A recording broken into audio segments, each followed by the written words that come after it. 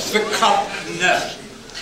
What Aristotle would have called the form, Plato called the ideas. They are eternal. They are the really real world. Now if you understand that, cupness, essence, as opposed to the material object, the existence of the cup, appleness, orangeness, regardless of the word, the essence is there. You understand Plato in a nutshell. It will cost you a dime. And you understand the basis on which almost all Western theology, particularly Christian and Islamic, is based. For which the idea of truth is kind of right there. The essence, the idea, the form, that really real world. Now, couplets, right? The essence, yes. All we have are the words, and that's about as close as you're going to get to that essence. Wonderful idea.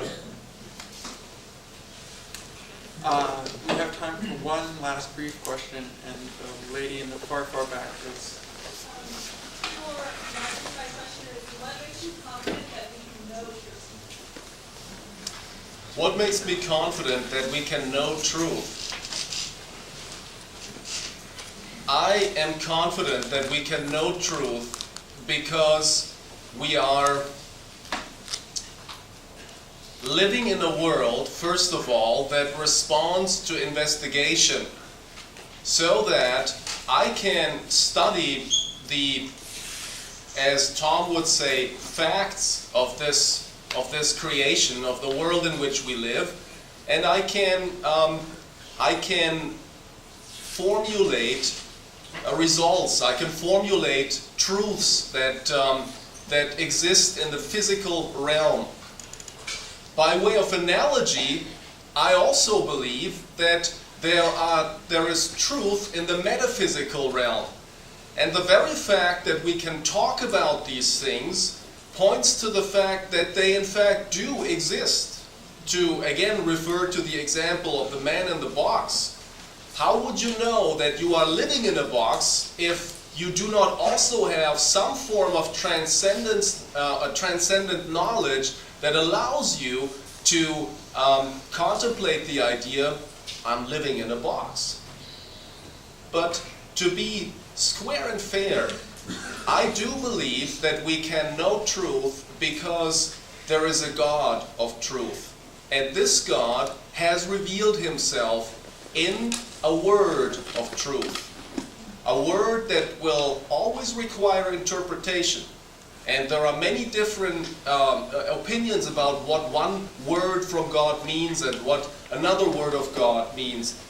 But it is what it is. It is the word of truth from the living God. And on account of God being the God of truth and we being created in his image, we also are capable of comprehending and sharing truth with each other. Dr. Watson, would you like to respond? Well, I'm glad you brought that up because I heard a note about the box analogy, and I think it's a fascinating one. It's quite true that if I were in a box, I might not know it unless I somehow or another could get out of it. And so let's pretend that we are now outside the box looking and we say, ooh, I was once in that box.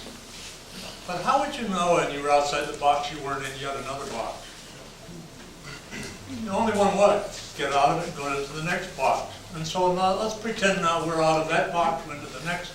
We're outside of that second box and now we're standing there and, oh, I'm outside of the box that was in the box and so on. And you go on and on and on, and infinite regress. To what? To what Richard Rorty would say, a privileged position by which you can see all of reality. There is no such position. You would never know unless you got out of it, and that's absolutely a contradiction in terms. It makes no sense. But you contradict yourself because the position that you just voiced is an absolute position, and you have no way of knowing that. You're right.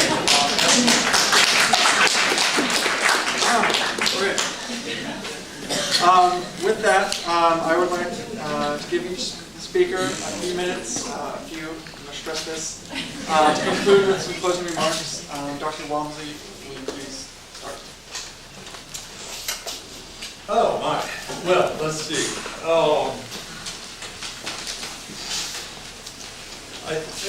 I really appreciate Martin's putting on our agenda, I think which is really a very profound question, and that is, to what extent is truth tied in with moral behavior? And trying to make that association that truth is terribly important as, because it has moral implications. And I'm not sure that I would question that. I think that's probably a very worthwhile contribution in the conversation, and one that I encourage everyone to give a lot of thought to. How do we find this moral base? But I would suggest that let dialogue serve that search, and do consider that in the absence of an absolute of some sort, what we already called this privileged position in the cosmos, from which you can see everything else, and where there's no other, is not likely to be found by any of us. All we can hope to do is kind of approximate that. And that doing so, it seems to me as though that is the moral challenge of our time, to find our way in this extremely complicated morass we call life, nature, life, and history. And that's kind of the parting shot that I would give you. You got a lot of puzzles if you're a human being. We have a brain that's a fantastic instrument, and what we're good at with our brains is using our imagination, and so that we can see the cosmos in a grain of sand, and we're good at doing that. We're at least good at trying, and we don't do enough of it.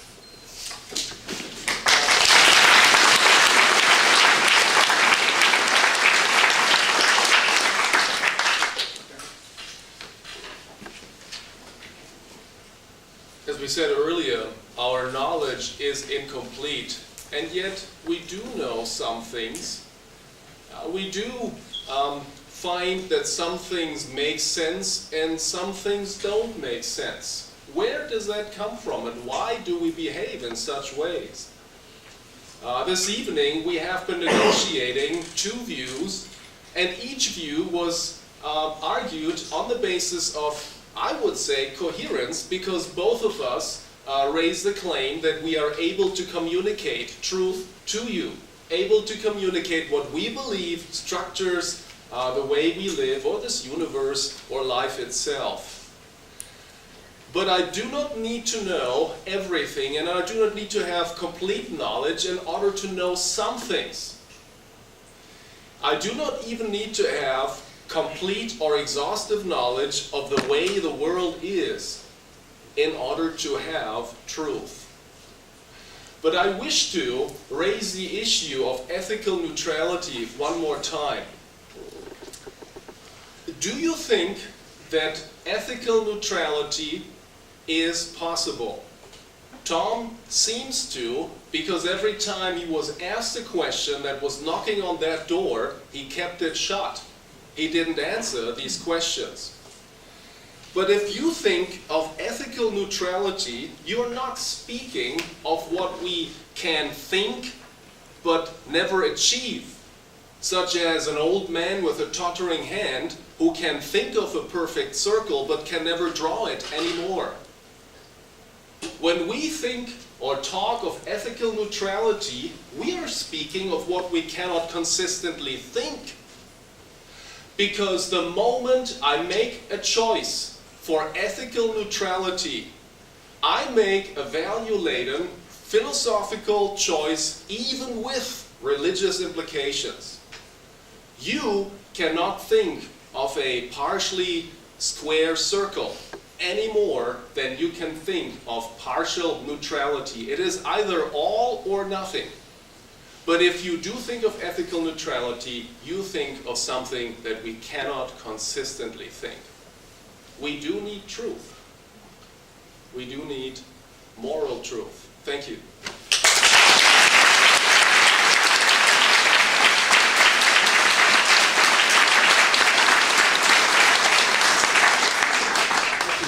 On behalf of the Socratic Club, I would like to thank you, all of you, for coming.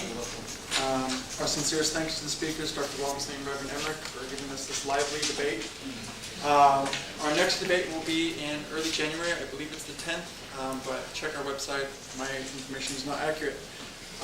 If you're interested in either future Socratic events or joining our membership, please speak to myself or another member or sign up on the list outside. Again, thank you all for coming. Have a good night.